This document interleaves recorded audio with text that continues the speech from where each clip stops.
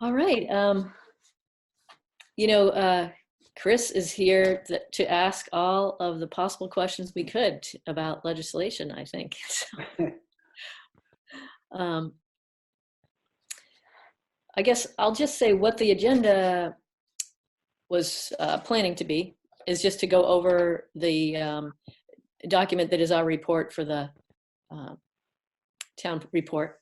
And I don't really need input on that. I just thought if anyone wanted to, they could input on that, but people can do that by email. And the next thing we were going to talk about is doing a virtual engagement of community members this year, more so than we've done in the past, for all sorts of ways to go green and save money and collaborate with other people in town to work on projects that could be, help us move toward climate goals, that kind of thing.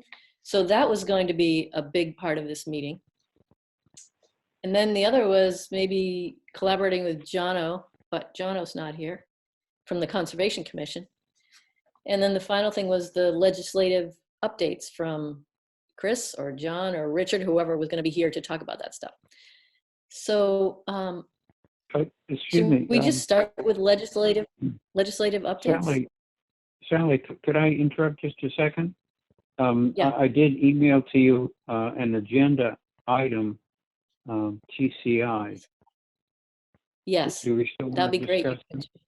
Oh, thank you. Yeah, Okay, I think it'd be great for you to share what you had written to me so that we have it on the recording, if you'd good, like. excellent. Be happy to. Okay, you're at the plate. Oh no, I wanted you to share it because I don't have it written right here in front of me. Oh no. Are you able to? Can you access it? Maybe you're on a phone, aren't you? Yes. Okay. Are you saying that I should? Sally, are you saying able to? I'm trying to get my TCA notes while you guys get set up. Sally, excuse me. I have to be clear. Do you want me to now talk about TCI? Yeah, I think that's a great idea. Go for it. Oh, thank you. All right, good. All right, well, thank you.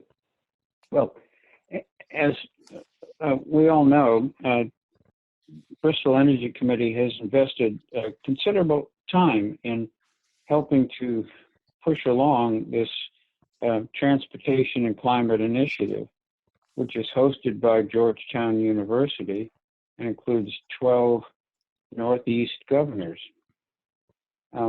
It did issue its draft memorandum of understanding about several months ago, and that's available on the internet. And it is awaiting the appropriate time to submit the final memorandum of understanding to the 11 governors and mayor of Washington, D.C. for their final approval of what could create the Transportation and Climate Initiative if 5 states agree to implement it. That, and I'll just wrap this up quickly, that memorandum of understanding should be coming to the 11 governors perhaps before the inaugural address. And that's my assumption. It definitely wants to move it out, because if it waits any longer, then the Georgetown University team of Transportation and Climate Initiatives has to go out and find more funding for yet an indeterminate amount of time before it has achieved its goal of getting 5 states. And I don't think that is a likelihood if the delay, because even the state of Massachusetts, Governor Charlie Baker, is reconsidering maybe this is a great idea but the wrong time, because people in my state, Massachusetts, are facing poverty. and to increase the cost of gasoline may not be the right time. That's what several governors are now considering. New Hampshire governor said, I'm not going to sign. Governor Scott said, I have to really, carbon tax. So we're at a critical time here where this marvelous effort of almost $7.5 trillion of gross domestic product in these 12 states wants to do something about limiting the amount of carbon dioxide from the transportation sector. That has to be saved, regardless of what Governor Scott decides it's saved. Because it's not just pushing up the price of gasoline, it's creating mobility options for people in rural communities who have very little option how to get to the supermarket and come back with 2 paper bags full of groceries. There has to be a real improvement in this post-COVID world in Vermont to improve mobility. If we don't have a TCI, nonetheless, we have to improve the mobility options, and that is the purview of the legislature. Governor Scott does not sign on to TCI. The legislature has an opportunity to introduce the TCI, final memorandum of understanding, as a piece of legislation and begin hearings, just so that the public gets to say, and if we have to increase whatever, I want to see that I can get around in an affordable way, in a way that doesn't have the state subsidizing a huge bus to carry one person. We have to think this through a bit, and I think that's what the state legislature can do without implementing a TCI, because it will take 5 states to implement a TCI. And I thank you for your time. Sure. Thank you for sharing your thoughts on that. Chris. So, John, it's great to hear your update on TCI. And I think you're right about timing. I think the MOU and the governor's consideration of the memorandum of understanding about that the states will have to agree to is imminent. I think before December is out, we'll see something, maybe even sooner than the end of the month. I have talked to the commissioner of the Department of Environmental Conservation in the Agency of Natural Resources just yesterday about this. So I know that it's, under active consideration. It's kind of drifted out of focus because of all the legislative work on COVID and the pandemic, which has flared back up again. So that's appropriately enough drawing a lot of people's attention. But this has, the TCI program slowed down a little bit, but it hasn't, it hasn't come to a stop. So I am hopeful that we'll see an announcement from the governor before the end of the year, and I hope he's going to be committing to it. If he doesn't, then there is the opportunity for the legislature to make that commitment.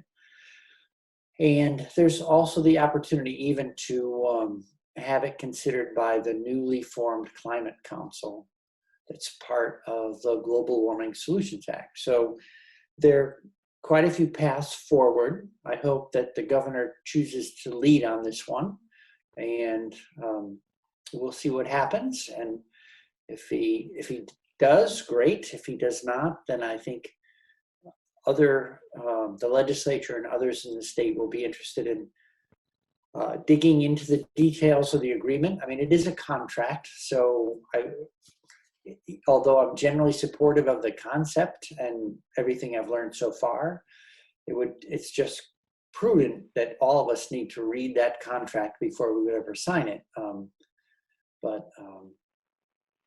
To your point about Charlie Baker, or I hadn't heard this about Governor Baker, but the estimate I've heard that is if Vermont participates, it may cost up to a nickel on a gallon of gas. And because transportation is the largest emitter of emissions in the state for years running, I've been interested in fuel and fuel use. And so informally, when I drive back and forth from Addison County to Montpelier, I keep an eye on gas prices. And I've seen just on that drive alone a range of 37 cents a gallon, high to low. You drive from Bristol into Middlebury and you'll find a difference in price. So a nickel is far less than the swing of just the retail price by which gas station you choose to go to. So I'm sensitive that we never spend any money casually, but the fact that we spend far more than a nickel for whatever reason, maybe it's convenience, the customer gets to choose. People are already spending far more than a nickel to buy gas in particular places. So I do not think it will be disruptive to the economy, and the money that will come in will be very helpful to the state of Vermont in moving away from fossil fuel use to electric powered vehicles. Now, at this point, you can't replace everything that we drive with an electric powered vehicle, but for many transportation needs, you can, and actually you save a lot of money. I don't know what the current figure is, but 6 months ago in Burlington Electric Department was offering a charging rate for electric vehicles for their customers that was the equivalent of, I think, 62 cents a gallon if it were gasoline. So I think most all of us would choose 62 cent a gallon gasoline if we could find it. And it turns out it comes in the form of electricity these days. So there's a real opportunity for Vermonters to save money here. Yeah. And I'd hate to see the governor pass it by. If he does, I think the legislature will pick it up and will work to move it forward. Okay. And Thank you. Senator, I'm completely in agreement with you that if governor decides that in this post-COVID world, I can't increase the cost of people driving to their jobs, he might have a lot of reasons that people will say, you're darn right. And that the legislature would take it up as a legislative item, okay, and open to committee hearings. It would then be a time for the legislature to actually try to codify the kinds of mobility options that are most cost effective and are going to help the most number of rural people. Because in Burlington and in Montpelier, things are pretty okay. But when you get up into the Northeast Kingdom or down into the Southeast, you find that the mobility options are literally, they need a lot of work, okay? And it needs a lot of creative thinking. And that's what the legislature can do, is not to think about the actual increase in the pump price. It's what are the absolute most efficient ways to move people around in a post-COVID world where a lot of people are now, for the first time in their lives, approaching poverty. And they're not candidates for electric vehicles. They're not candidates for electric bicycles. They're instead candidates for some way to get me to the grocery so that I can do a curbside pickup of about 7 bags of groceries. It won't cost me $14 to get home. I mean, this is really what will be forever in the first session of this General Assembly, a discussion how to raise people's living standards back up to kind of what they were before the COVID. And that relies so much on people having access to a store and able to bring home not just 2 plastic bags, but 5 or 7 paper bags of groceries. So I'm just wanting to say, Senator, I'm in complete agreement that the legislature should adopt the final MOU as a piece of legislation, not for enactment, but what is it that we would spend the money on? Not electric buses, all right? It's $400,000 a piece.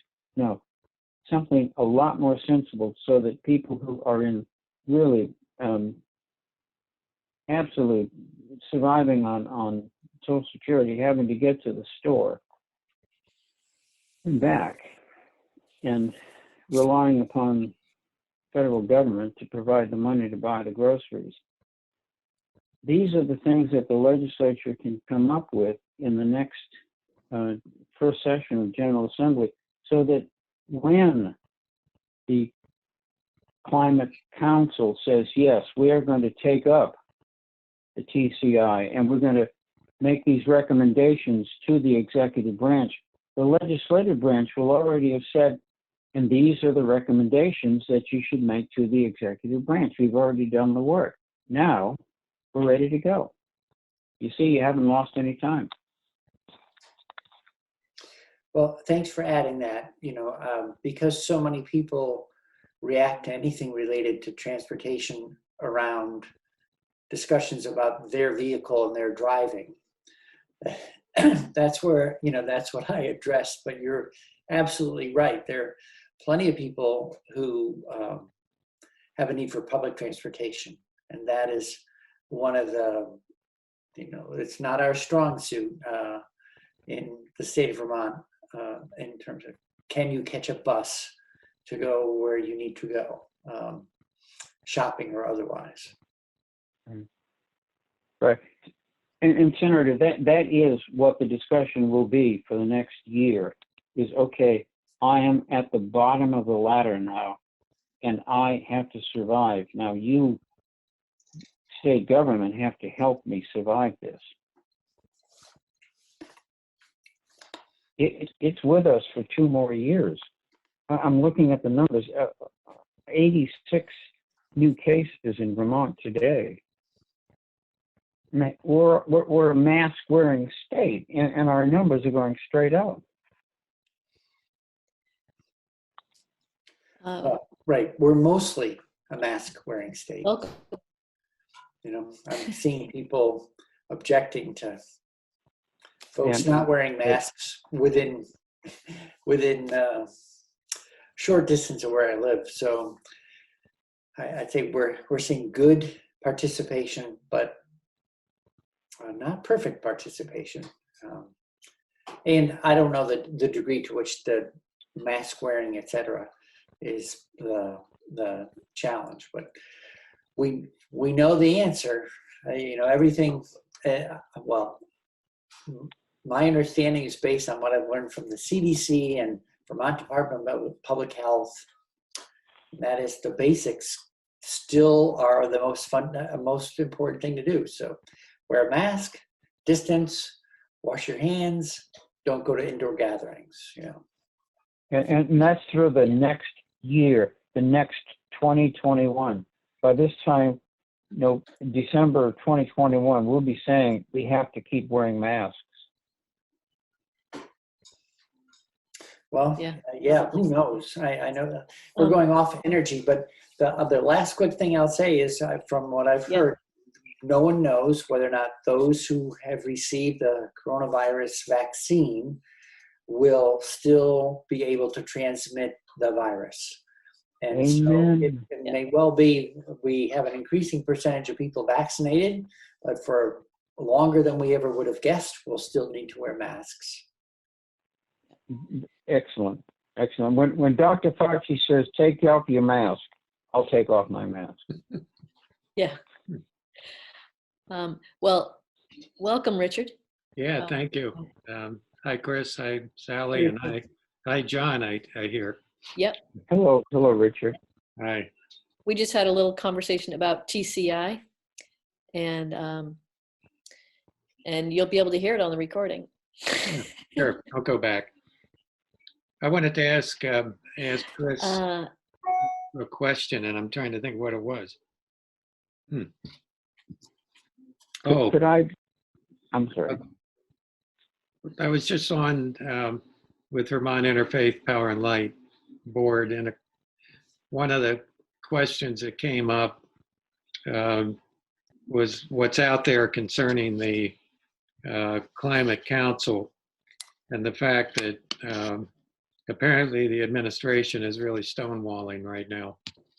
And the people like Johanna White and Lauren and Jared are getting frustrated that the participants outside the administration are not being asked to do anything. They're not being involved in discussions at this point. And I wonder, do you have any insight on that at all, Chris? Well, I've talked to people on the council, and you know, it's disappointing to see how it's being launched. You know, at the very first meeting, the chair, who's named in the bill, who's the Secretary of Administration, Suzanne Young, reminded the group that the administration is concerned and challenging the constitutionality of the bill itself. And when these questions around constitutionality, I had the very same questions myself a year ago. I know. So we took close testimony, Senate Judiciary took testimony, and we have the opinion of the Chief Counsel, the Legislative Council, plus the Attorney General's office, and clear and emphatic language that the bill is constitutional. Now, if the governor his general counsel doesn't agree with that, then certainly I want to understand why not. You know, I mean, we're all open to learning, but what is not helpful is to have sort of vague remarks along the lines of, this may not be constitutional, we're thinking about challenging it, just floated out in the press for months on end. Yeah. I'd say, honestly, I would say if the administration really believes it's unconstitutional, they have an obligation on behalf of, for the good of all of us, to get to court and make their case. And then we'll all learn from the court case. Yeah. But it's kind of debilitating to have this cloud hang over the thing at the very time it's trying to get launched. So I don't find it helpful that they're repeating the charges without ever producing any kind of legal brief, analysis, citation of court cases, law, anything to substantiate their position. And that's just not helpful. So I hope either they desist or they make a case and get to court so we can clear it up and get to work, because all the parties are saying we have work to do. So let's get to work, and let's get any kind of questions about legality sorted out and behind us, because it has very little to do with the work at hand. And that's what's most pressing. And I know one is saying that there is not work to do, so let's get going. Is there any way to force the issue? Senator, this is John McCormick. Yep. You know, what you're saying is the governor very likely could offer a plaintiff agreement, and the court could say, we will put TCI on hold until we resolve the constitutionality issue, which could take 3 or 6 months. Okay? If the legislature, because TCI will come before the judge makes this decision, that's my guess, okay? If the legislature says, we are going to take up TCI as a legislative matter and submit it to the appropriate committees and have hearings, just for the record, okay? Then the TCI does not have to take up TCI. But if TCI is taken up by the council, it's going to, how would I say it, push the governor aside as the council decides that the TCI will in fact, with the legislature's approval, be authorized, and the governor would be completely cut out. That would be the wrong political thing for him to decide. Instead, this may not be the right time for TCI. Instead, what may be the moments of the next 6 months or year is reflecting on what TCI could have done to help the mobility of low-income people, and then authorize that even by creating a TCI, rather than the council creating a TCI and having the force of the courts push it on the governor. You see the politics of that? It's in your face, Governor. We've got the council. And that's not a good way to push TCI. Well, so I don't think the council has any legal authority to commit the state to TCI. It could no, not commit the state, but to say to the executive branch, it is our recommendation that, and we are going to now work with the executive branch to create regulations. So no, it's the council has no authority to sign the MOU. That's the governor's decision. No question about that. But I'm just saying that if you sort of have the council as able to pick up TCI because the governor does not, that's bad politics. Well, frankly, I'm not counting the council to pick up TCI. No. The Okay. legislature, Yeah. the legislature is the body that represents the people of the state of Vermont, and not the council. The council is sort of a think tank to provide Yes, exactly. the legislature and the administration with ideas and informations and plan about how to achieve our climate goals. So I think rather than sort out the 3 different or 4 different paths forward, I'm thinking let's give the governor a chance to lead on this one, and if he doesn't, well, then we'll play it from there. Yeah. All right, Senator, I agree. Excellent. Well, maybe we can just pick up the Green New Deal instead if he's not handling the GWSA. Well, the helpful Anyway. thing about GWSA is the clarity of the climate goals now being statutory, not aspirational. And, you know, if you think about it a little bit, the administration has the obligation under, you know, the good faith, the governor's obligated to execute the laws of the state of Vermont in good faith. Yeah. The climate goals are now an obligation for the state of Vermont, all of us to aspire to. They're not legislative goals. They're not administrative goals. They're all our goals.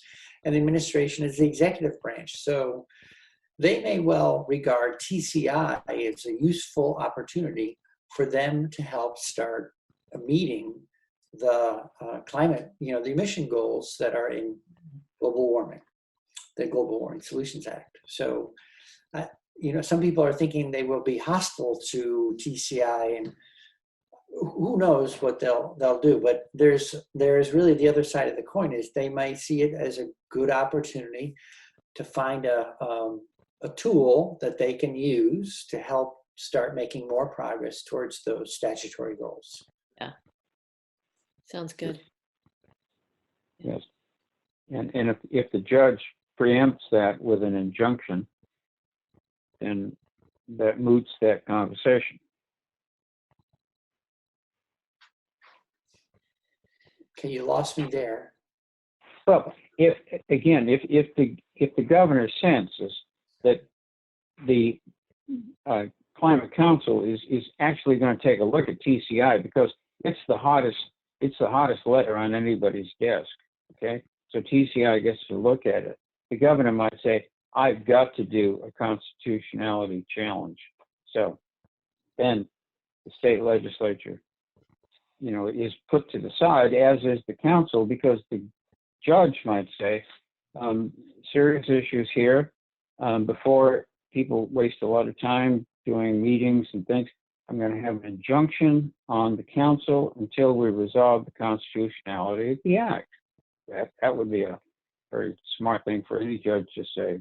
If it's not constitutional, then whatever they act on was a waste of time. That's the point. See, I'm concerned about the governor saying, I can't do this right now. I can't do this right now, later. And the council being under the injunction of the governor, judge, and TCI is hanging out there in the wind. But you, Senator, said that the legislature would take it up. It would not let it die on the vine. Period. That's good, and I appreciate that. Well, I'm only one of 180, but that is my sense of the level of interest and commitment to moving forward in a meaningful way on climate change. Like I was talking about how there's an obligation for the administration to try to achieve these goals. The legislature feels bound by the same statutory goals. So I think we too, even if there were no such thing as a council, we would be looking at this as an opportunity to see what kind of progress we can make, what are the cost benefits, and we'd be addressing it. The council's not due to generate a report, a first plan, for about a year. So even if they're interested, there's an entire legislative session that will come and go while they're thinking and working. And we're, as I've said all along, the legislature is not going to sit on its hands while the council works on things. Yeah. But again, Senator, the legislature, I'm sorry, the council may submit a report within a year, but it could act on, again, the hottest issue. 46% of Vermont's emissions is on the table now. It's called the final MOU. I don't think that the council can wait a year to say we want to consider the MOU. No, I would think they would act on it very quickly, because you'd have Johanna Miller and Jared Duval and others to say, yes, look, this is on the governor's desk. We can't wait a year to have a decision about its future. My understanding is that isn't actually the council's purview at this point. What's purview? I'm sorry, purview was? That the council wasn't constituted to take that kind of direct action. So that I don't think the TCI will come directly within their realm. Aren't they, Chris? Aren't they basically a planning and rulemaking organization? Right. They're not going to propose. They're not going to make law. Right. Well, that would be illegal. Yeah. Well, that's agreed. We agreed to that. Their first deliverable is a report, a plan, roughly a year from now. And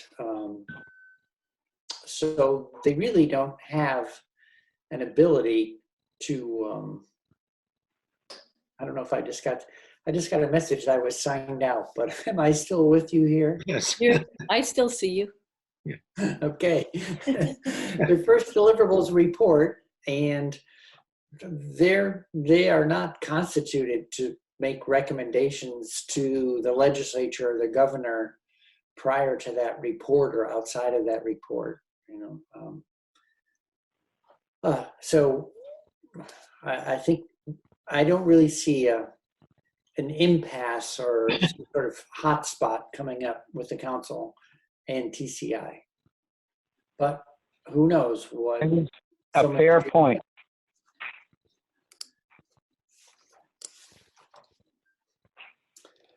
I don't know if Sally, if you wanted me to say a little bit about other energy related things. That'd be great. Okay. So we're coming into year 3 of Act 62, which was all about trying to figure out how to do, we have actually an internationally famous program on electrical energy efficiency. Efficiency Vermont was the first statewide energy efficiency utility in the country, and I think actually the world as well. And it's over the last 20 years or so that it's been operating, Vermonters have paid in roughly $658 million in electrical energy efficiency charges on their bills. But those have led to investments that are saving Vermonters $2.4 billion in electrical costs. So it's been a very cost-effective savings program, reducing the costs of using electricity because you're using less. So just as a pure economic program, it's been a positive thing. It doesn't include all the people. What was the first number, Chris? 658 million invested. 658. Thank you. 2.4 billion Yep. in lifetime benefits and savings. And those are somewhat conservatively calculated. Excuse me. There's also, because so much of our electricity has traditionally been generated using fossil fuels, and these days, roughly 38% of our electrical energy still includes fossil fuels behind it, usually natural gas. There's emissions associated with producing electricity. So as we reduced electricity use, we also reduced fossil fuel use at those electrical generating stations over the last 20 years.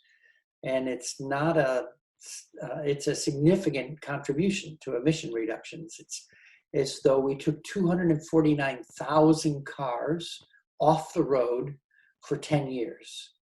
So we've had an emissions benefit, we've had a savings benefit, and we've reduced costs, of our electric bills and consumption.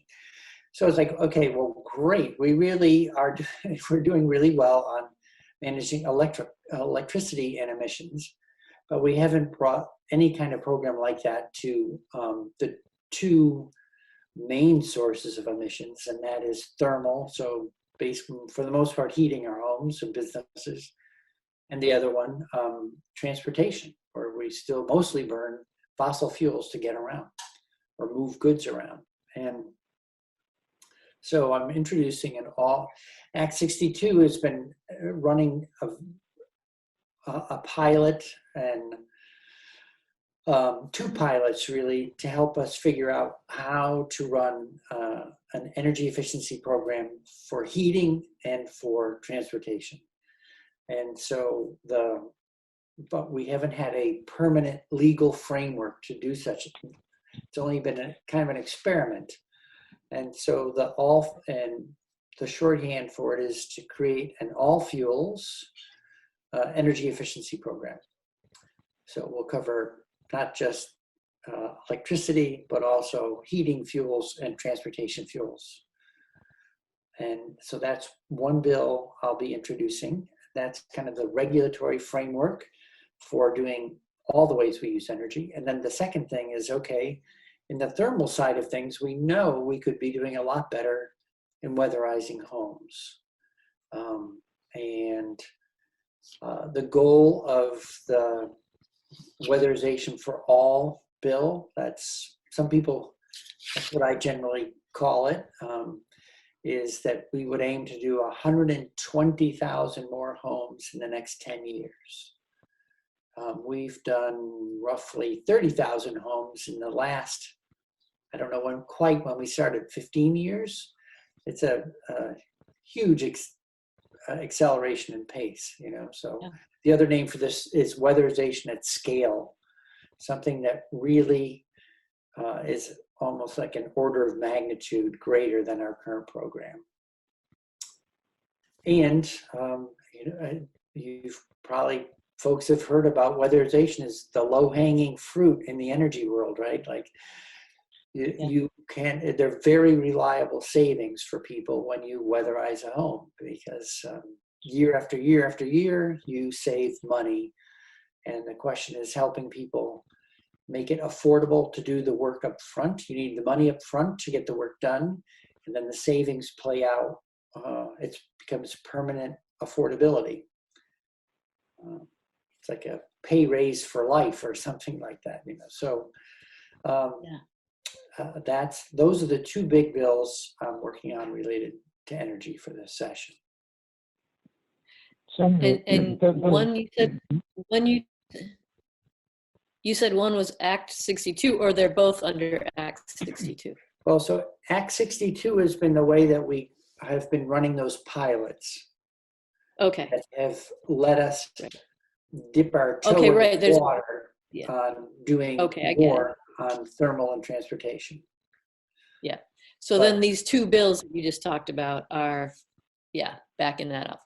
Right. And that's to really stand up a full-fledged program, not just run a small-scale pilot. Yeah. I see. Yeah. Great. What do you sense, Chris, is the on the first one, the industry acceptance of this?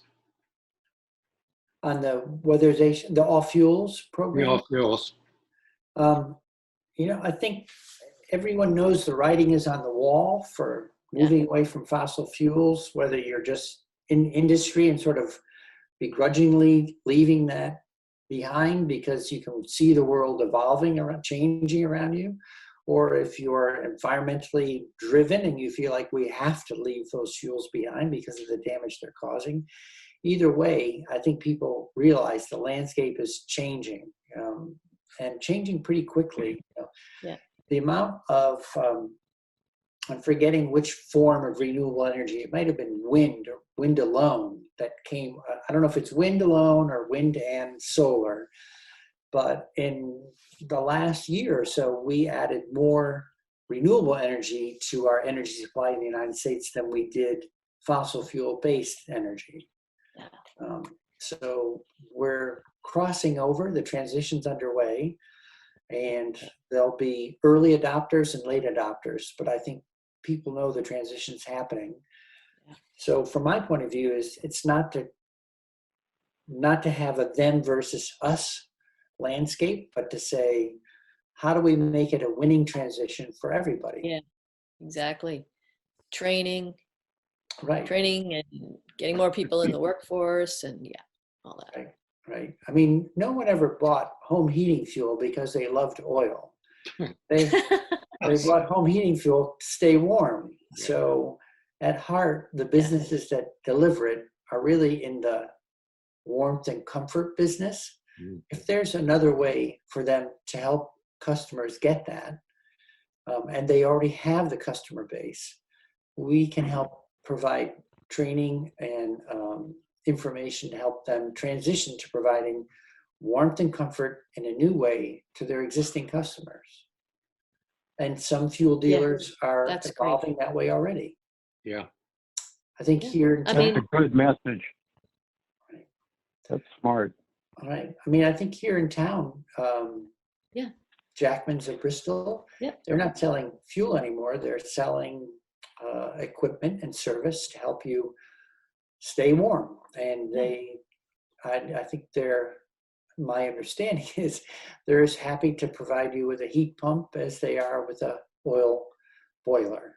And so then you're equipping customers to make the choice that they want, and the businesses can still participate. So and that's our job as energy committee people, to help the people know about what the choices offer and that kind of thing.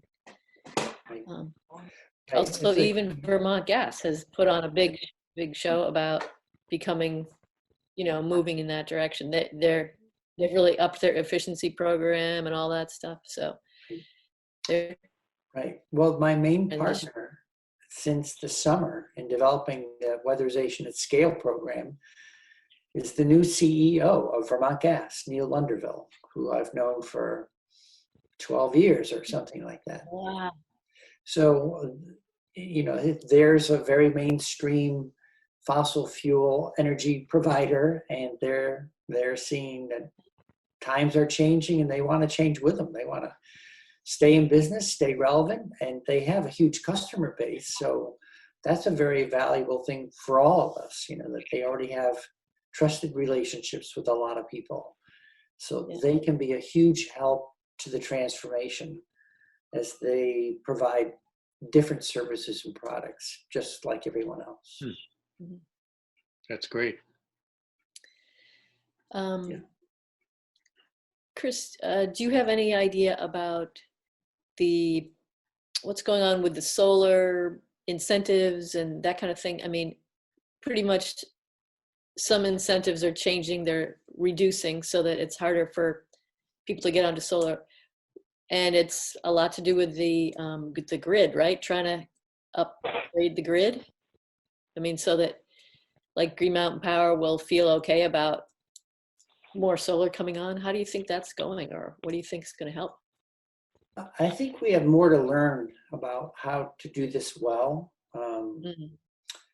Net metering was originally designed with, a household in mind that said, I want to spin my meter on the side of my house backwards by generating some electricity and putting it into the grid. And then it got stretched till it started providing solar fields being treated as net metering facilities, but they're really small generating stations. And so I think it's put some strain into the system. Like net metering has been helpful to the state, and it's also, from all the analysis I've seen, it's relatively expensive power compared to if someone built a larger solar array and just sold it under contract to Green Mountain Power or whatever your distribution utility is. And so therefore, the difference between the net metering price of, say, 17, 18, 19 cents and going to a larger array and buying it at roughly 11 cents, every Green Mountain Power customer is going to pay that 8-cent differential, because every net metering customer, when you build a net metering array or put it on your roof, the utility is obligated to accept your power. And so what they maintain is that they're being obligated to accept quite a bit of power, and that's relatively expensive compared to alternatives, larger scale arrays. And so there's this tension back and forth between people being supportive of being able to generate your own power versus, well, but how expensive, what's the price? Because everyone in the system has to buy that power. And the criteria for rate making in the power world, that the Public Utility Commission is, there are 3 criteria. They look for safe and reliable, number 1. Number 2 is, with the lowest environmental impact. And 3 is at the lowest power, at the lowest cost. And those 3 criteria create a tug of war. Like, you can say, well, I could find cheaper power, but it's going to be dirtier. So how do you balance out the 3 criteria? And that's the kind of tug of war that's going on around every electrical energy project that comes forward. They all get evaluated across those 3 criteria, and it's evolving while we watch it. So I am doing another bill that addresses this some, and it's called Community Scale Renewable Energy. So right now in net metering, the largest array is 500 kilowatts, and the community scale renewable energy proposal would allow up to 5 megawatts. Wow. So, we don't have that many 5 megawatt arrays around, but we might decide that we want more solar power, but we want to pay a lower price. Right. And one way to do that is there's an economies of scale by installing a larger array all in one location. It has to be well sited so that you don't need to do a lot of line upgrades. And so it's just another offering. We'll see. I've offered this bill 3 years running, no takers so far. So I don't know if its time has come yet or not. Yeah. Do you, Senator, this is John McCormick. I've heard people say that West Addison County, out 117 and in that direction is ripe for really quite massive solar deployed. Well, there's a 5 megawatt array out in Addison now.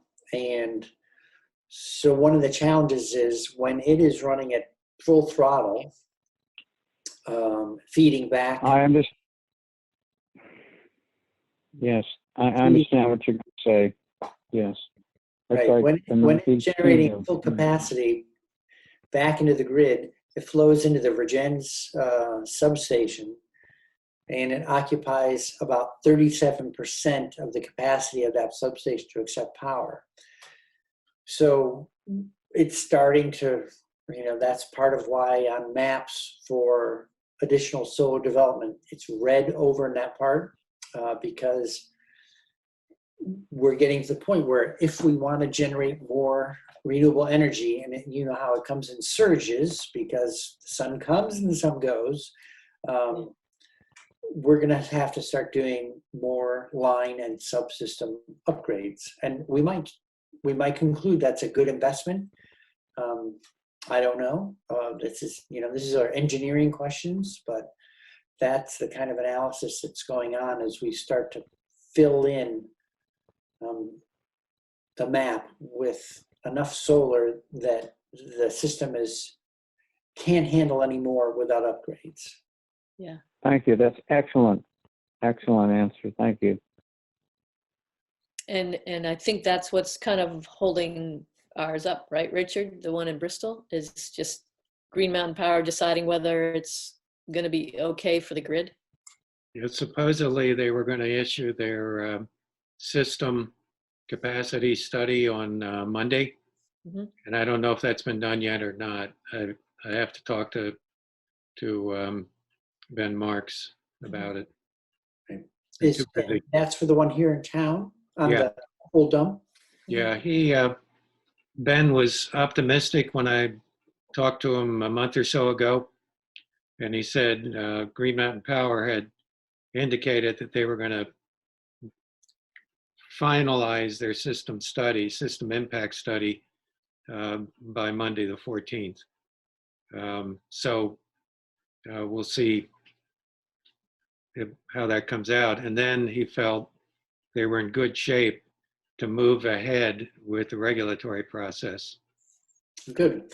Well, Yeah. I haven't walked around staring at the poles over there, but between Four Hills Farm and the high school and NeighborWorks, there's some pretty significant loads, and maybe there's already 3-phase passing not far away. There is. Yeah. There's 3-phase pretty close to you, Chris, right on Munsell Ave. It's coming in that way in Pine. Into NeighborWorks. Yeah, the whatever it's called. Yep. Bristol Works. Bristol Works. Sorry, I said NeighborWorks. Wrong. That's okay. That's all right. We'll get there. We're in one of the things I have to say personally that drives me crazy is I'm 78 years old, and some of these things, I feel the next decade is just going to be a decade of probably some amazing developments, maybe not unlike what we've just seen with the vaccines and this unbelievable less than a year development of these vaccines and the technology that enabled it. that has been actually underway for many, many years. And I think there are things going on right now, research-wise, they're really going to make a difference. And it ticks me off that I probably won't be around to see it, to see the benefit of it all. Like, I hate not knowing how things turn out. Yeah. Well, my Well, mom's stick 90, around. yeah, my mom's 97 and still going strong, getting Good. newspapers a day. So they won't go anywhere.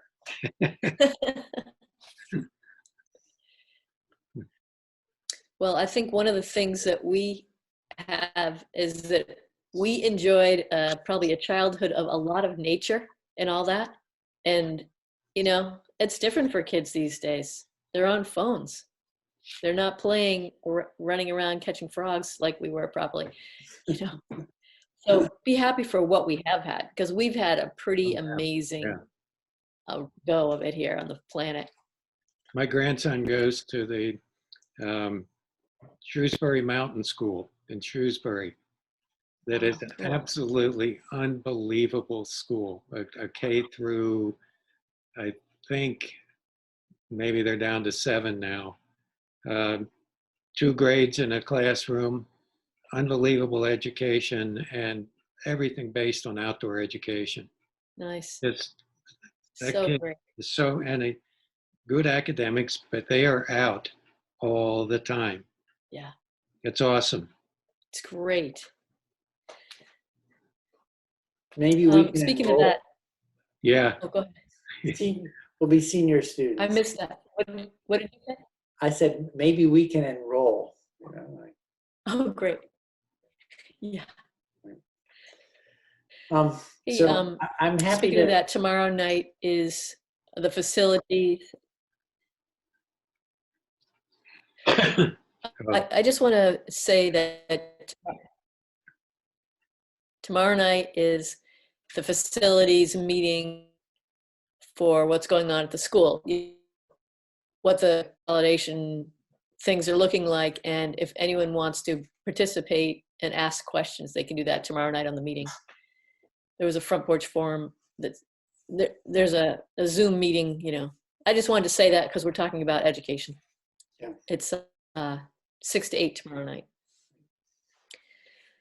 Yeah, Okay, go ahead. What were you going to say, Chris? Well, we could all be at meetings every All the day. time. There's All the so time. much cooking these days. There's a lot going on. So, Do you know about Yeah, the labor happy hour on Friday afternoon? I don't. No. Rob Kidd from the Sierra Club, Vermont Sierra, is doing this, and it's basically 2 hours of just kind of free form talking about the just transition and labor. If you want, I'll send you the information on it. That's really interesting. Yeah. Thank you. Yeah. That's great. Hey, Jono. Hi, Jono. Sorry I got held up, but here I am. You guys started at 7, right? Yeah, you haven't missed a thing. Yep. Just kidding. Well, so you Yes, haven't kind of started the meeting. Chris, good to see you. Good to see you, Richard. I'm thinking you guys must have a great time on this Zoom stuff. So bring me up to speed if you like. If not, I'll just We're not. pick it up. Watch it on the reruns. You'll be able to watch the recording. Okay. For what we've already done, and we'll continue from here. All right. Happy holidays to you all. Same to you. Thank you. So, Jono, just so you know, also, John is on this call. We can't see him, but he's on his phone. John. McCormick. Oh, yes. John, how are you? I haven't seen you Good, sir, in a and you're long well. time. I remember last time was, I think, of the Bristol Cafe. Happy holidays. Thank you. So, what I'd like to do is really get into a thing that I think we need to do as a group to start, to get us organized before the start of the next year. And that is to really focus on these virtual engagement plans, being able to connect with the community more on green energy and efficiency, and working together on projects in town, and really be more involved in helping people do things. So May I ask a quick question, Sally? yeah, sure. Yeah. How many people are usually at the Energy Committee meetings? There are usually about 4 of us, and right now we have three of us who are on the committee on this call right now. We only have 6 members right now, and we have room for 7, or we did have 8, but I think that was just because there were 2 people and they didn't want to pick one and not the other, so Right. we ended up with 8. So it's pretty quiet. I think the irony of the COVID period here is that it might seem that it's easier to attend a Zoom meeting. You don't have to get to a location and so on. But on the other hand, a lot of people, especially with families and children in school, they are stretched, is what we were discussing in the Bristol Conservation Commission meetings. And we're down to 3 members. Yeah. One of our members, we were at 4, but does not participate with computers, so he's kind of in a hiatus. Yeah. Another member just recently. No, I want to keep moving. moving. I just want to make sure we keep moving, because we've had a long meeting already.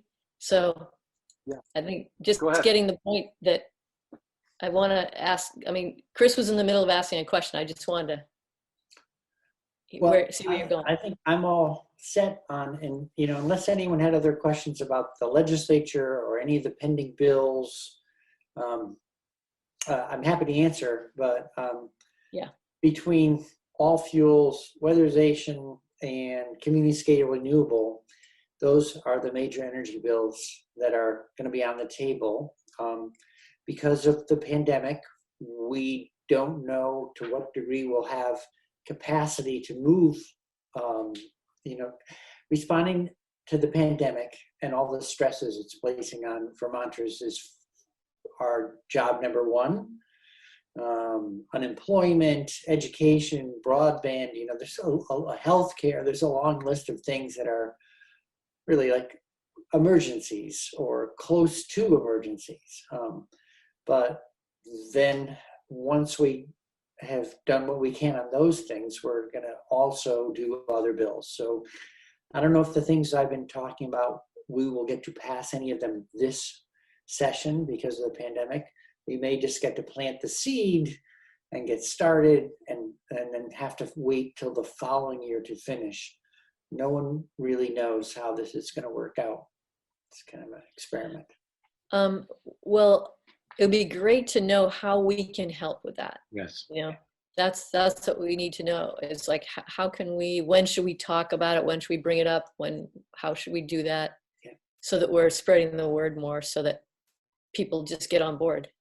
Okay. Well, thank So you. please. We'll get our networks behind you. Don't worry. Just let us know. All right. Well, let's stay in touch, and we'll see how the session rolls. That's great.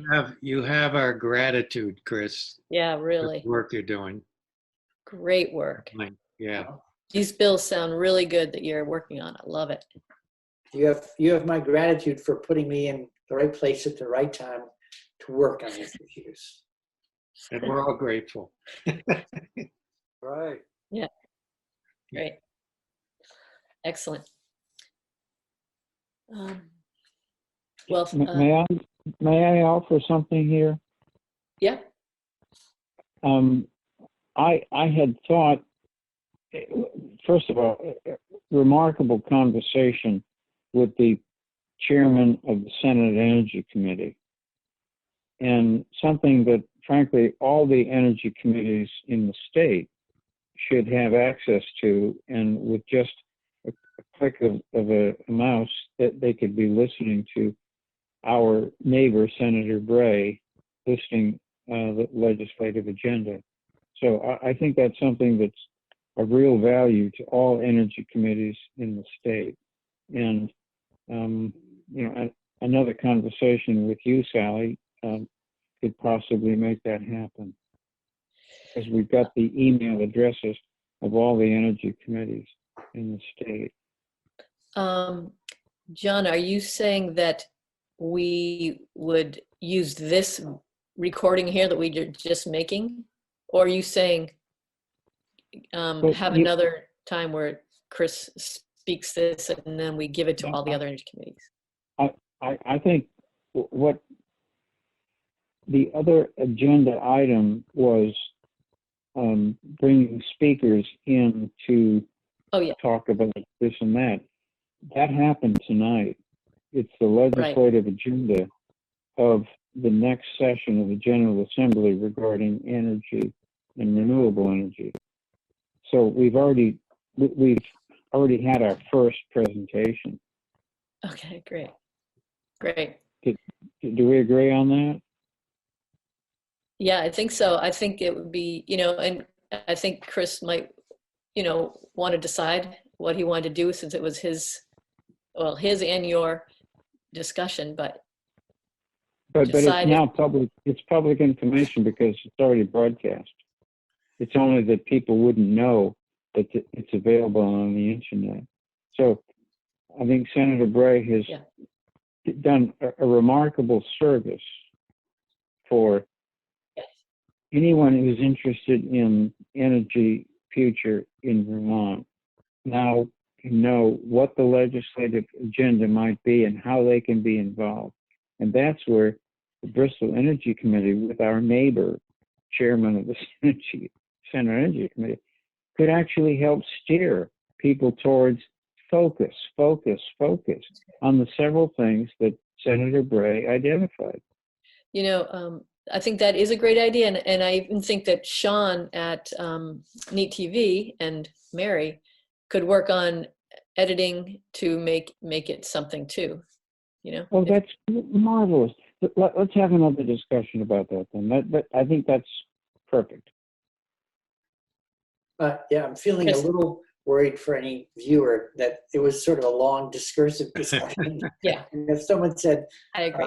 I'd like to know what's up, I could be more concise and sort of walk through them more crisply for people. But I'm happy to do whatever you'd like. If you want to do a recap in brief or prune this one, whatever works for you, I'm happy to participate. I think it'd be fairer, actually, to you, Chris, if we did I'm sorry, Senator, I didn't know you were still on. I'm sorry. I spoke in great liberty, thinking that you hung up. No worries. Yeah, let's put that on the agenda, and maybe we could do a much more pruned session that doesn't look like we're wiggling all over the place.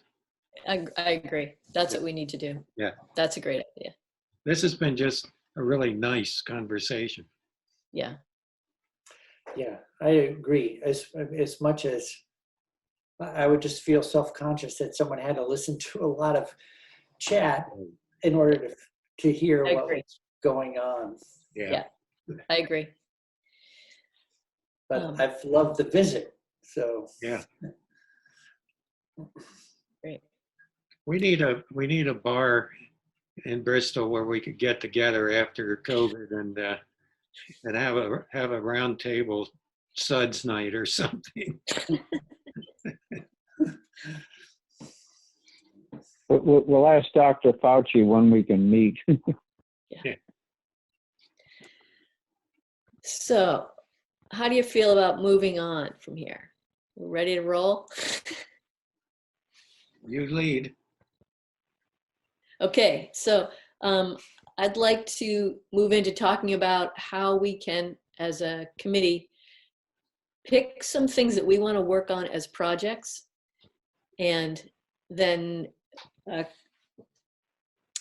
like I'm on this idea of planning a series of engagement things, virtual engagement for residents. And it could be projects. It could be something like that lawn mowing sharing project we were talking about, trying to get people in the community to share mowers or buy electric mowers together, and that kind of thing, because that really saves a lot on emissions that we don't even count actually in the accounting, I don't think. That is one idea, and I'd be glad to head that one up just because I've been thinking about it for a while. And other things are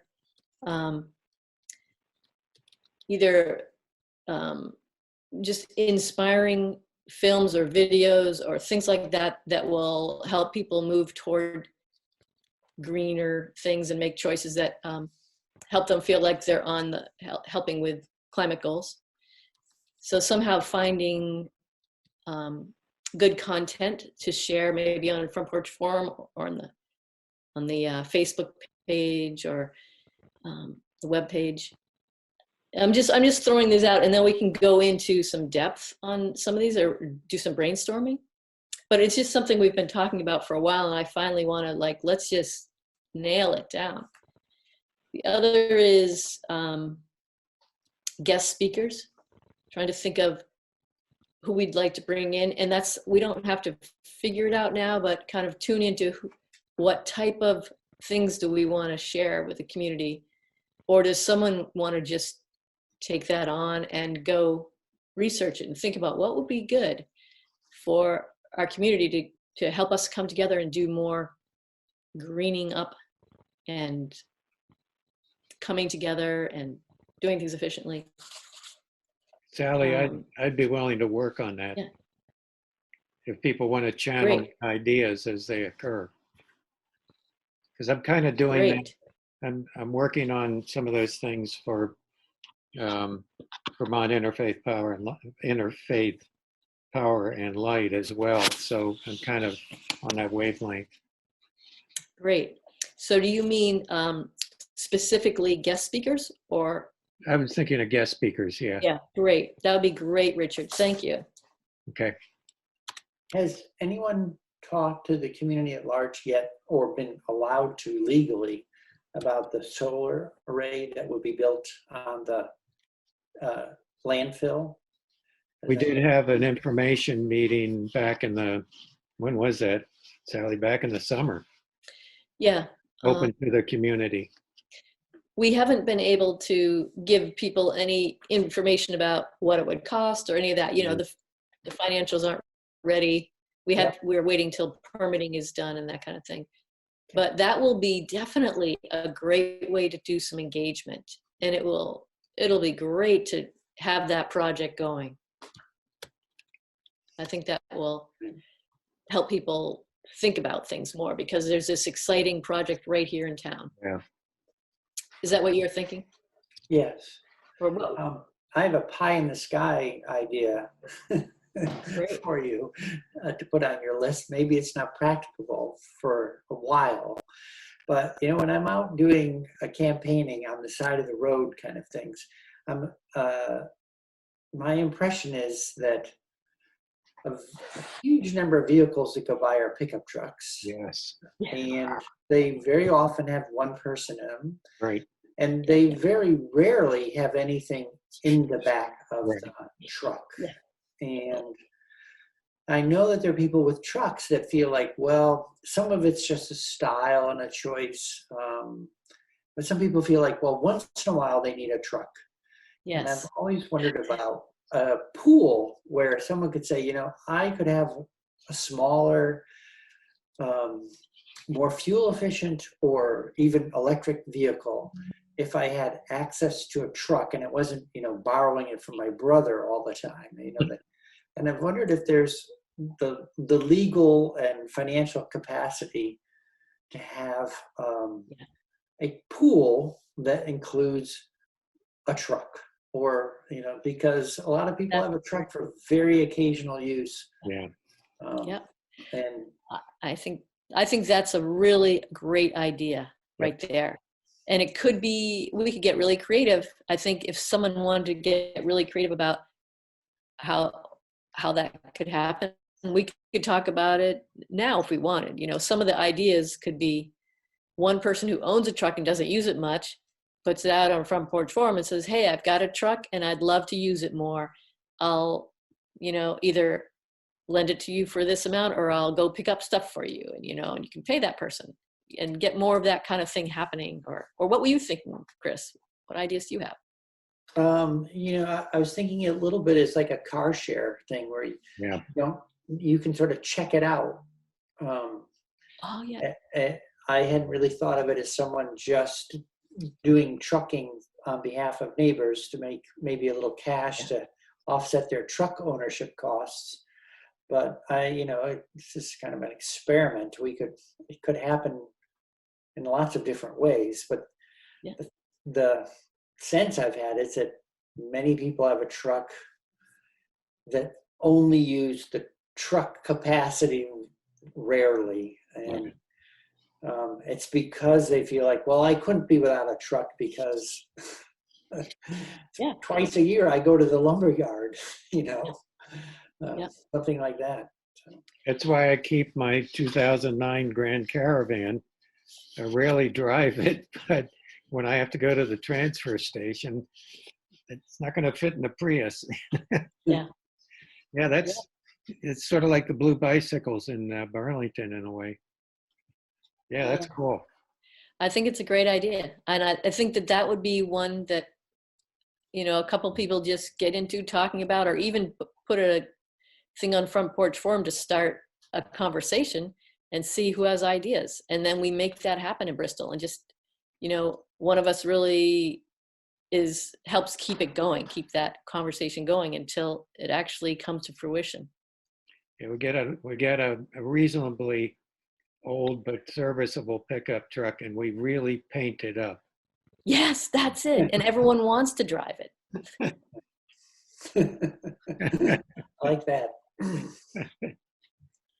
I mean, it may be that someone already has a truck that's kind of like that, and they're willing to, you know, work on that. I don't know. I don't know who would want to put their time and energy into it, but I think it's a great idea. Right. Those are exactly the kind of ideas I'm thinking of. Right. Exactly. I like the idea that you'd paint it in some very visible way. Yeah. So people would see that it's the, you know, quote unquote community truck. Yeah. Yeah. That could be it right there. Right. Yep. Community truck and the phone number. Yeah. You know, we replaced the ignition with a, you know, with a button code kind of thing, and you get the code, you can go pick the truck up. Okay. Yeah. Right. It's like a rental, you leave it full of gas. Now we just need to get an electric one and not a gas one. Let's get Career Development Center to convert one. Yeah.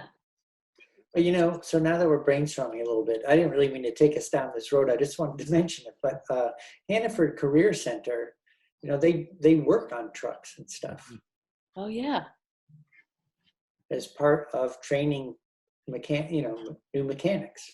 Yeah. That's a great idea right there. Maybe Didn't Dave Sharp teach there? I think he was up in Essex, but was he? He'd be a practical source of information. Yeah. All this stuff. Yep. That's great. I'm taking notes on this, so we're not going to lose it. Oh, good. I keep on scratching it around on this piece of paper that's like all over the place. So I'm glad you're taking notes. I finally figured out how to both take notes and be on Zoom at the same time. That's great. I kept writing things and not being able to read my writing.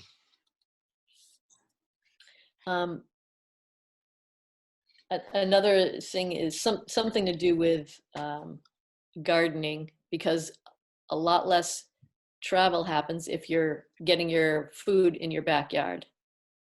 So that's less car travel.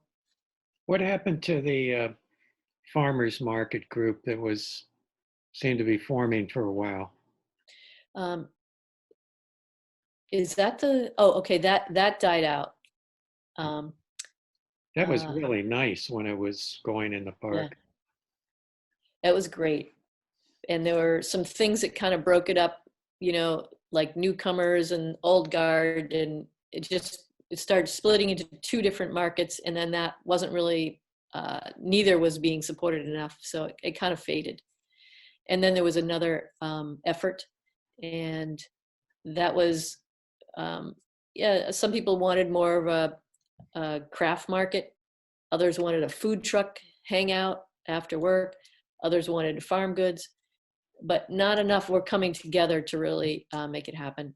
Mm. So that went outside. But then Acorn did a great job with rounding up farmers who would online have people order things from all these different farms, and then they'd be brought to one place at Tandem, and people are ordered ahead and paid ahead, and they just came and picked up their box at Tandem.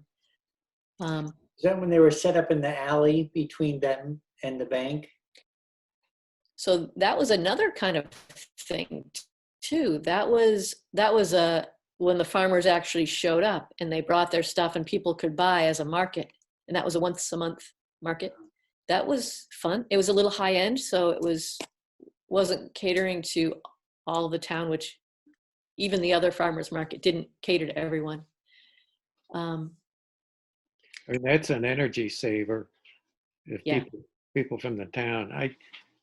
Yeah. It's crazy to me that Virgins has a lower population than Bristol. And it's a city. That's another thing that's funny. Yeah. And they have a good farmers market. Yeah, they do.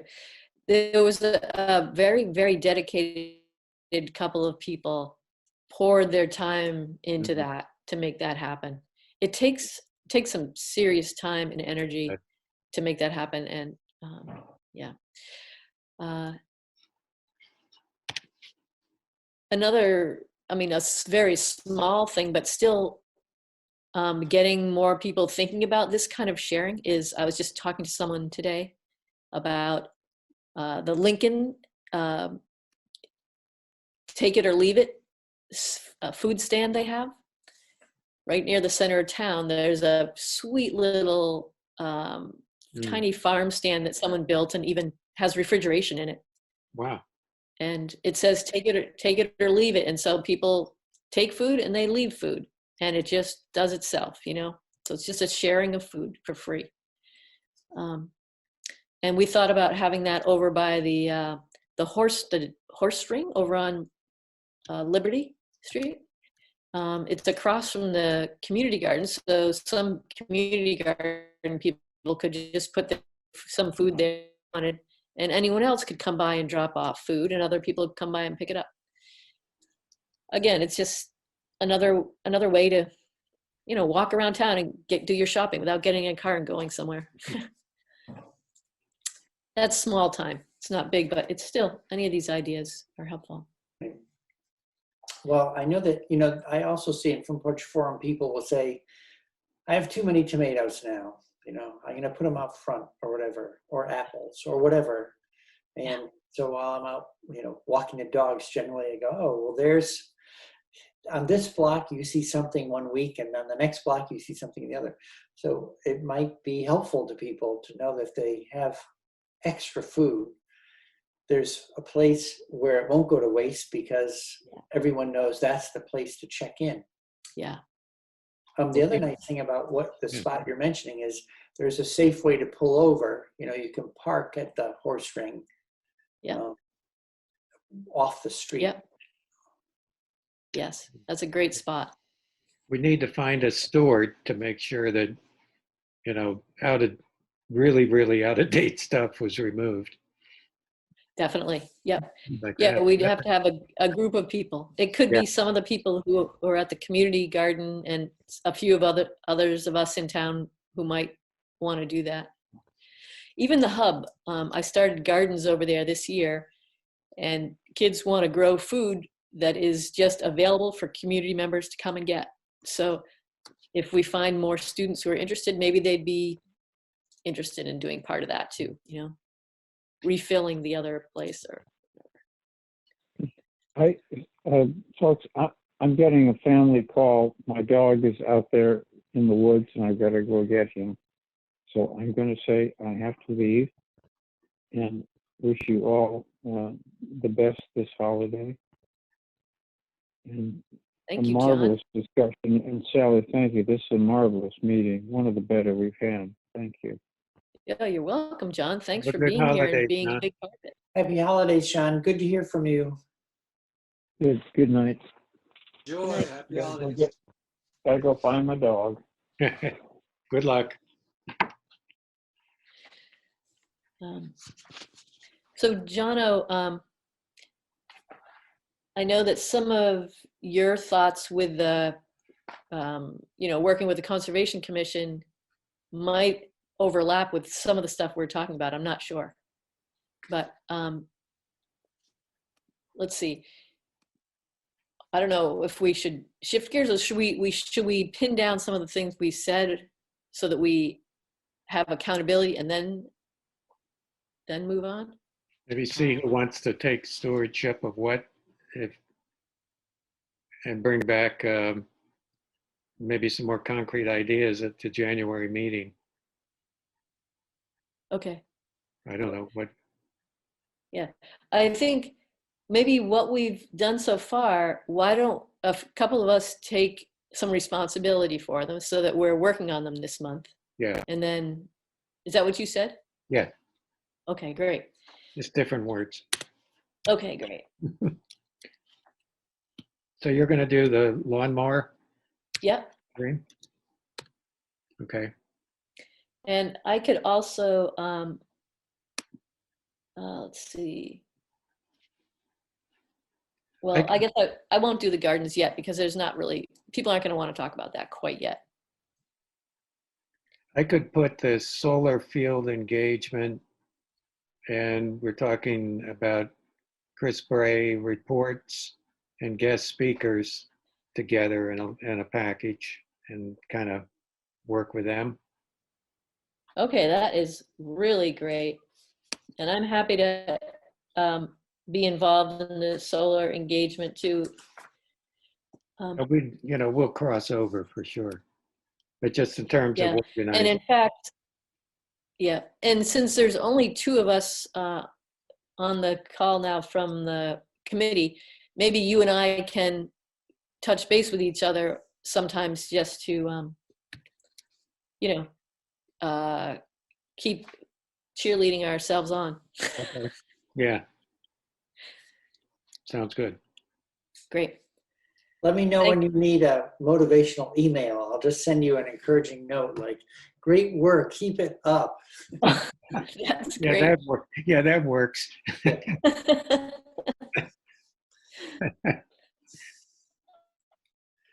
I learned that. All right, that's great. So now, I'll jump on the car share thing too, and I'll ask Chris for ideas. oh, what you mean that truck share thing? Yeah.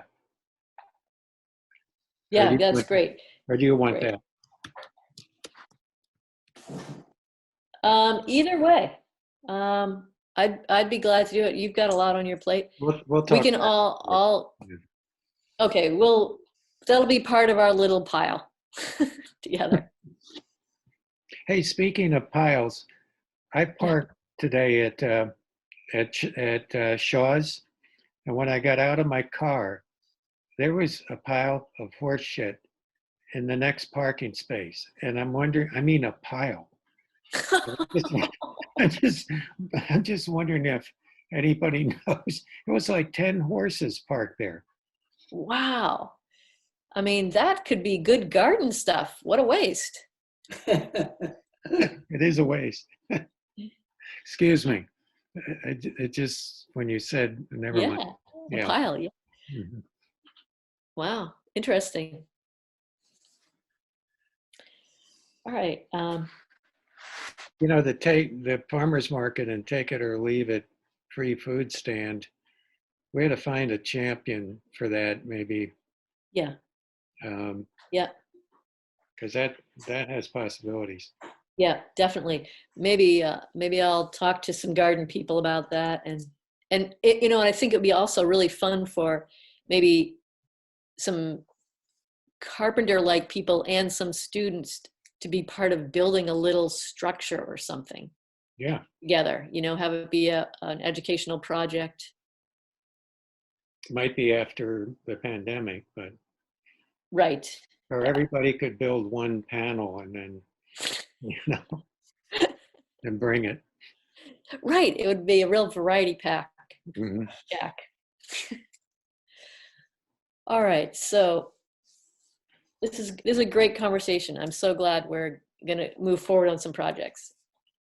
Jono, do you want to talk about what you were thinking about doing or wanting to have happen with Conservation Commission and a series or something? Sure. Or At the collaboration? last meeting, we sort of try to give a little bit of an intro, but, and Sally and I have had some conversations on the phone about the potential collaboration of the Conservation Commission and the Energy Committee taking on well, I'll just sort of put it in incubation stages of this idea. So given that we have a new administration that I think is ready to take on climate change issues, and that if I look at climate change issues, they involve energy and environment, then Um, am I coming across? I missed some Can you of hear it, me? so maybe, yeah, I can hear you now. Oh, all right. I mean, I heard most of it. Okay. Well, so to continue, the idea is that I thought most things seem to be. I think you need to come closer to your computer. It is getting phased out. I'll Fading. try this. How's that? That's That's better. much better. Is Yeah. it fades? It might be connection. I'm not sure. No, it's But- much better since you leaned forward. Now, okay. So it might have been because I had it on my lap and my lap was moving as I was talking. I'm not sure what was the hold up. But anyway, so the idea is that things seem to be better when they're decentralized often and local. So it felt to me that a lot of people feel kind of paralyzed, that the topic is so darn big and what can I do, and sort of feeling of helplessness, that if we just, with our two committees, because our purview is sort of environmental and looking after parks and other things, I think we can expand that. And the Energy Commission, the Energy Committee's purview is to think about the town's interest and the citizens' homes and how we can accomplish energy savings and so on, that we could bring together. And I like Richard's idea that he's already been looking into speakers for the interfaith organizations. And to me, these cross over quite a bit or overlap in many directions. And that we could, and I also mentioned at the last meeting that Salisbury Conservation Commission has already started a speaker series. The New Haven has had an armchair series for years and years now, where they have an environmentalists or just various talks. Mostly in the winter, they don't really have the schedule going on in the summer. But I felt in Bristol that we could do something and to spread the load a little bit and to generate a little bit more of the ideas. And so, just as an example. And Sally, you had a great lead-in between the lawnmower part of the project that you were talking about of shared use of I don't know, I'll call them co-op mowers or so on. Gardening is another one. There's just different ways to have people feel like things are moving forward, that we're making progress, that we're having an impact. And then, so on an individual basis, we move then to sort of things that can be done on a town-wide basis, such as buildings, maybe the trucks that are used and other vehicles with the town. You get the idea. And then other communities are doing similar type things. Maybe we become a model if it's that successful, or just another example of how our town is doing it. And that collectively, there's still a problem with the hearing. Yeah. It really, when you tipped your head, it worked. It changed it. Oh, Yeah. I'm sorry about Good. that. It's good. Oh, all right. We got most of it. So essentially, the notion of trying to meet at some point with, a couple members from each committee to go ahead. Okay, so coming across, Come closer. come closer. Yeah. How's Thank that? you. Yep. All That's right. what you need to do. All right. So to flesh out some of these ideas, and I see them as covering a lot of different interests. So we all learn differently, right? So there were two movies that were out recently. One was called 2040, and that was a gentleman with a young child, a family in Australia, and he wanted to think about what was it going to be like for his young daughter 20 years from now, and taking practical solutions that were already currently being implemented, but more in their full development, 20 years out, and how they would have impacts on climate change and how we see a different world. So he was looking at it from a very positive, optimistic point of view. There was a movie that I saw through, so that movie was sponsored by window dressers. So as the Energy Committee, you guys put that whole workshop on, and I thought that was kind of fascinating. The movie that I saw about 2 weeks later was called Kiss the Ground.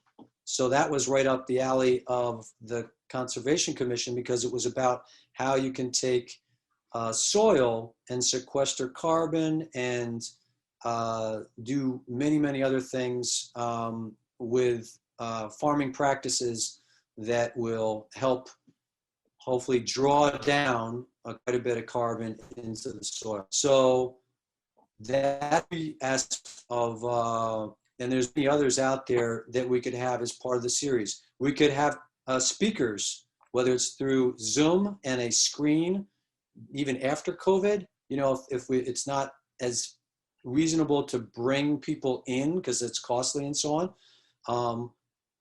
We could go ahead and have hands-on projects, and really there's the seeds of this are already pretty well broadcast. We just have to kind of unify, I think, and then have a sponsorship through our joint groups. So that's the rough sort of broad brush of what the idea is. How it takes shape and form is really a matter of others saying, well, this idea resonates. This approach, is it is a year long? We'll just kind of put it out there and see how people respond. But the bottom line for me is, when I felt part of a group with the issue of the gas distribution line, natural gas distribution line coming in here, I wasn't just saying, oh, I really have a problem with that, but I felt empowered, maybe even slightly emboldened, when I was part of a group that others cared about this too, and that I think our voices in the end were much, much stronger, because numbers really do matter. So that's the essence of it, is can we do more than what is our simple task as the Energy Committee and the Conservation Commission, for the benefit of the citizens of Bristol, and maybe in a glorified sense, can we offer something broader in this local way for the state, for our town at large, and for the state, and see that more and more are taking this on, and it's urgent. So that's my pitch. So what I hear you saying is You want to be on the Energy Committee? we Just we kidding. want to, the Conservation Commission and the Energy Committee could collaborate on a monthly or whatever speakers, or maybe a subject series that might include demonstrations and events. Yes, I think that's a very succinct summation there, Richard, and that's just throwing out sort of the rough idea of it. I know maybe it's 2 or 3 movies in a row. Maybe it's springtime and we're bringing in a I mean, some of these things already have been happening. A whole bunch of electric vehicles that people can test drive. Maybe there's a lot of individualized things, not from just changing out light bulbs. But yeah, that our 2 committees, I think it also strengthens the whole idea, and again, sort of spreading the load to put that out. So I'll give you one other example. So I've gone to the St. Ambrose community dinners. What I understand is they have 4 crews that pick, they're sort of on call for putting on that dinner for 3 months out of the year, and I imagine they rotate. So they figure out the menu. They have, the cooks, the people that clean up, and however they organize it, that I would suspect that there's got to be, well up into the 20 to 30 people involved. But they put it on, and I think it's a pretty wonderful event. And so there could be lots of different ways to organize it, but initially just getting some members of each of our groups together to talk about how it would come together. I'm thinking too about tours. For example, have Four Hills Farm open up for a tour. I know they've done that. They proposed it, and I think they've done it. They have done it. I went to one of their tours, and it was very worthwhile. Yeah. Yeah. Yeah. Yeah. Great idea. And there might be other, even things like touring whoever is building the furniture and cabinetry in the Bristol works, have an open house, or down at Stark Mountain.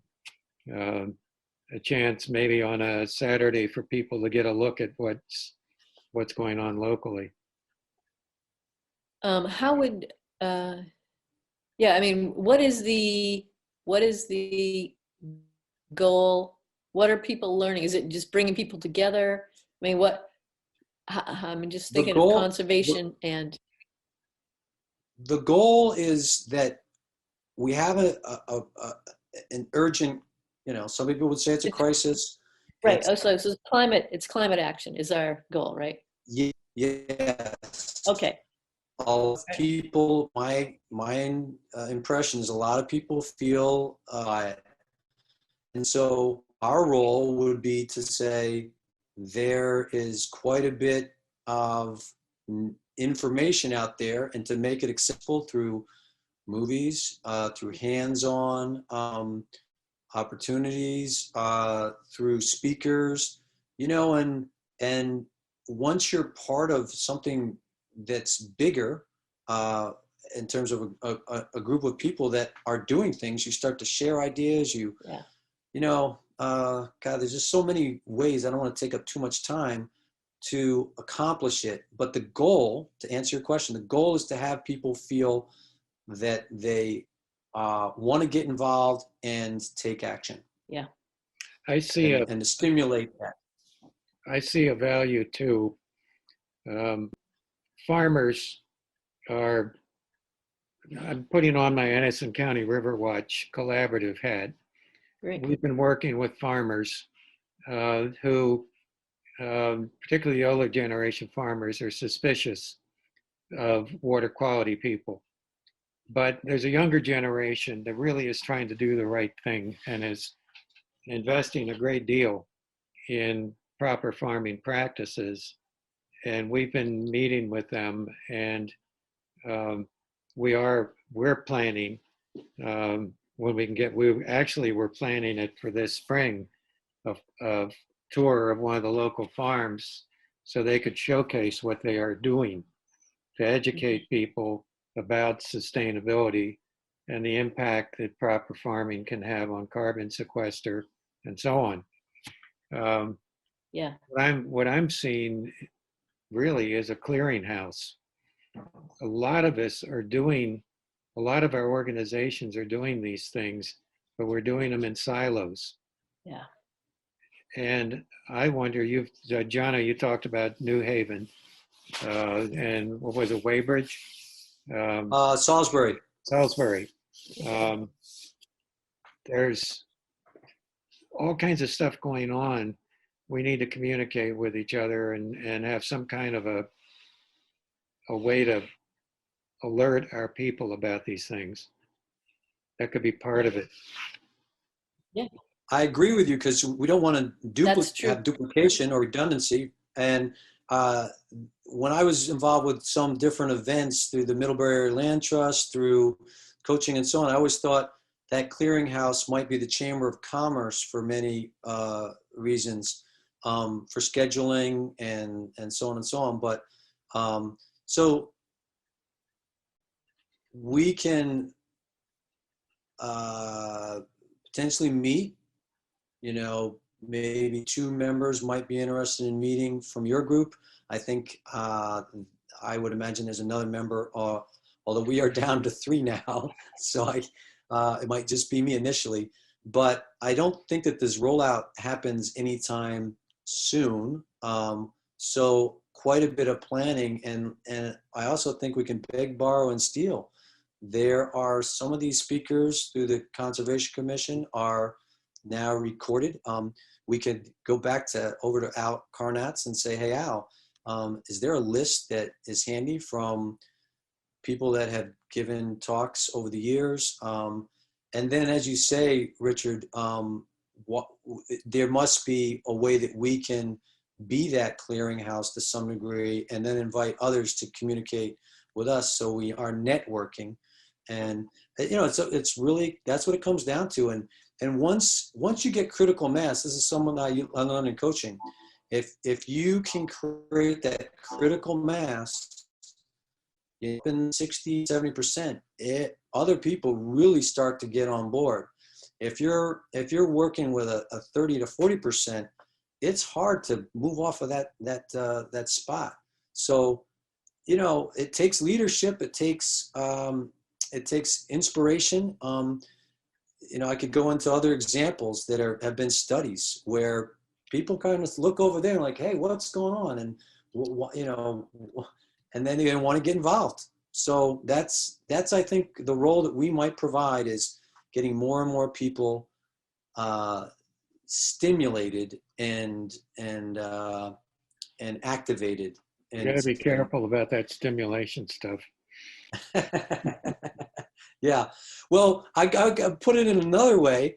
Nobody wants to be lectured, right? Because then you get defensive. But if you feel like there's incentives and there's, positivity and leading by example, what do? You look around and say like, yeah, I want to do that. I mean, I see the benefits there. And so that's how we go about doing it. And, and just hope that more and more people get excited about being part of it. So that's it. I'm probably a little long-winded, but I think we can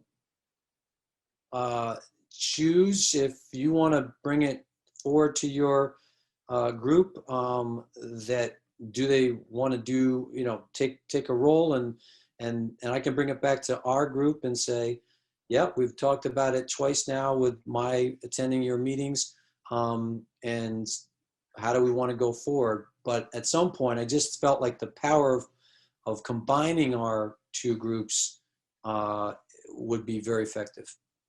I do have one idea that follows on that, Jono. Meredith at the Bristol Recreation Department is usually really open to ideas, such things as in the spring having the solid waste district come and talk about composting. And I've done rain barrel demonstrations there. And they're really open to that kind of stuff and might be a good, she might be even interested in coordinating some of these things. Yep. I agree, Richard. And she has a huge list. The Bristol Rec Department is, I mean, if she was doing some kind of exciting project or something like that, she would just like put that out there. Yeah, He's on the phone now. I think we ought to involve her. Yeah. He's on the phone, so he doesn't know about that he Okay. just got. We'll tell him he agreed to it. Yeah. So, Jono, we were so glad that you just agreed to work with Meredith. That's awesome. Thank you. You're I think you're muted you're muted. You're muted still.